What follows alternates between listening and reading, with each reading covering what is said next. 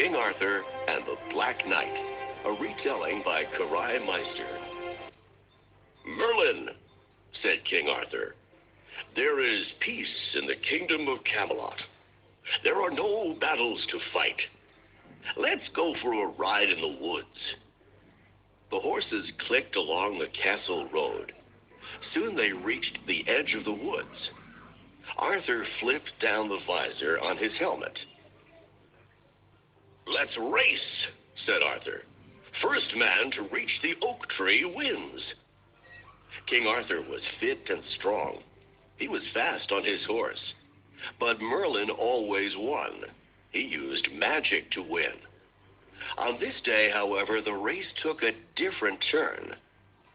In the middle of the path stood a knight dressed in black. "Turn back or fight," said the Black Knight. Arthur didn't like to fight for no reason, but the Black Knight wouldn't move. He didn't know it was King Arthur under the visor. "If you insist," said Arthur. The men charged. They rode fast and hard. Their wooden lances broke. The men got off their horses.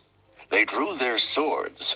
The Black Knight was bigger than Arthur and very strong. Arthur was quick on his feet and fast with his sword. The two men fought for hours.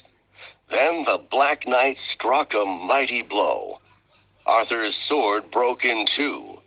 "You are a strong fighter," said the Black Knight, "but now you have no weapon. Give up." "Never," said Arthur. Just then, Merlin stepped from the trees and touched the Black Knight. The knight quickly fell to the ground. "Is he dead?" asked Arthur. "No, he is sleeping," said Merlin. "Don't worry about him. We must care for your wounds. You are hurt." After 3 days, Arthur was well again.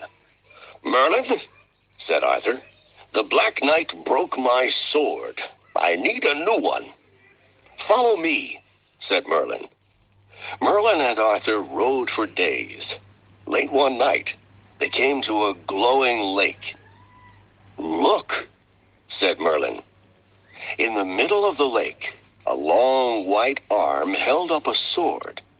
The sword had a jewel on the hilt. Jewels covered the scabbard or sheath, too. "The sword is called Excalibur," said Merlin. "It belongs to her." Merlin pointed to a lady dressed in green. The woman stepped from the mist. "I am the Lady of the Lake," she said. "I have been waiting for you. You may borrow my sword, but you must use it only for good." On the way back to Camelot, Merlin asked Arthur, "Which do you think is better, the sword or the scabbard?" "The sword," said Arthur. "The sword is very fine," said Merlin, "but the scabbard is magical. As long as you wear the scabbard, you will not lose a drop of blood." Soon, Merlin and Arthur were back at the oak tree. Once again, the Black Knight stood in the middle of the path. "You are back," he said. "Ready to fight again?" "If you insist," said Arthur. The men's swords clinked and clashed.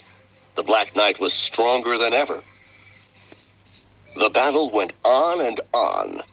Blood dripped from the Black Knight. But Arthur wore the magical scabbard. No blood fell from his body. Finally, the Black Knight dropped to the ground. "Please, sir," he said, "don't kill me." "I will let you live," said Arthur, raising his visor, "but you must promise to serve my kingdom." "King Arthur," said the Black Knight, "I didn't know it was you. Thank you for sparing my life." The Black Knight never drew his sword on strangers again. He served King Arthur for the rest of his life.